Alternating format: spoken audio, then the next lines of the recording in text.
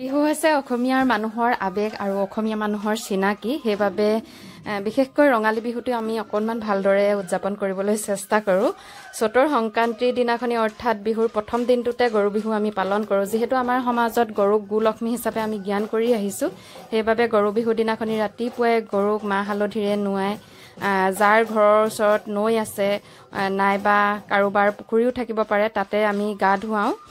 তেনেকৈ যাৰ যেনেকৈ সুবিধা হয় গা ধুওৱা হয়।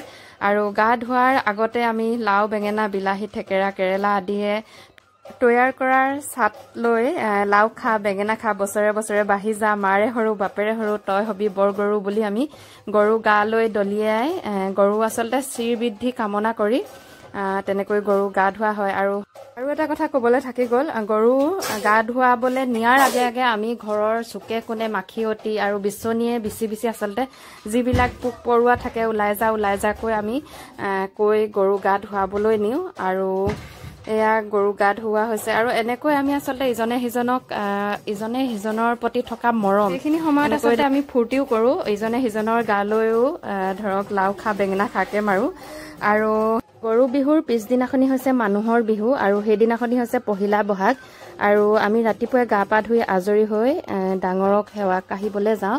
আৰু তাৰ পাছদিনাখনি হৈছে গোঁসাই বিহু। ৰঙালী বিহুৰ তৃতীয় দিনা হৈছে গোঁসাই বিহু।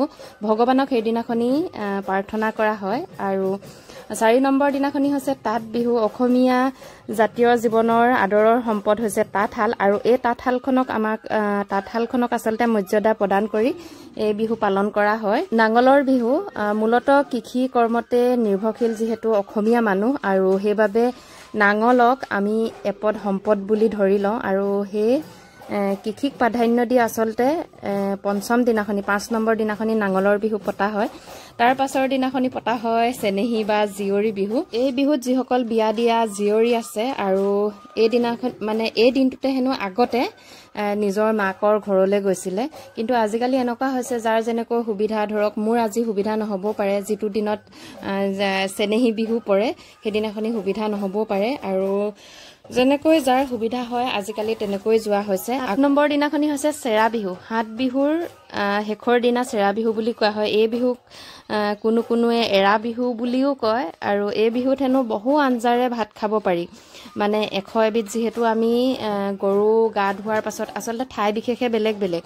আৰু যিদিনাখনি চেৰা বিহু, বহুতে চেৰা বিহু দিনাখনি 100 এবিধ শাক খোৱা নিয়ম আছে হেনো। আৰু সেইদিনাখনিয়ে বহুতে 100 এবিধ শাকেৰে যদি 100 এবিধ শাক নাপায় বোলে আমলৰি টোপ খালেও হয় হেনো।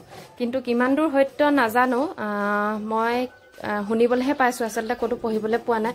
যিহেতু মই 7 বিহুৰ বিষয়ে অধ্যয়ন কৰি আপোনালোকক এইখিনি কথা জনাইছোঁ, কিন্তু আমলৰি টোপৰ বিষয়ে মই নাজানো, কোৱা কথা। আৰু সেই কথাষাৰ বিশ্বাস কৰি আচলতে অকণমান হ'লেও আমলৰি টোপ খাবলৈ চেষ্টা কৰোঁ। 100 এবিধ শাক খাই হেনো 7 বিহুৰ দিনাখনি। ঠাই বিশেষে আচলতে বেলেগ বেলেগ। আমি খাওঁ গৰু বিহুৰ দিনাখনি। আৰু মই যিখিনি পঢ়িবলৈ পালোঁ আপোনালোকক, সেইখিনিহে আপোনালোকৰ লগত শ্বেয়াৰ কৰিলোঁ।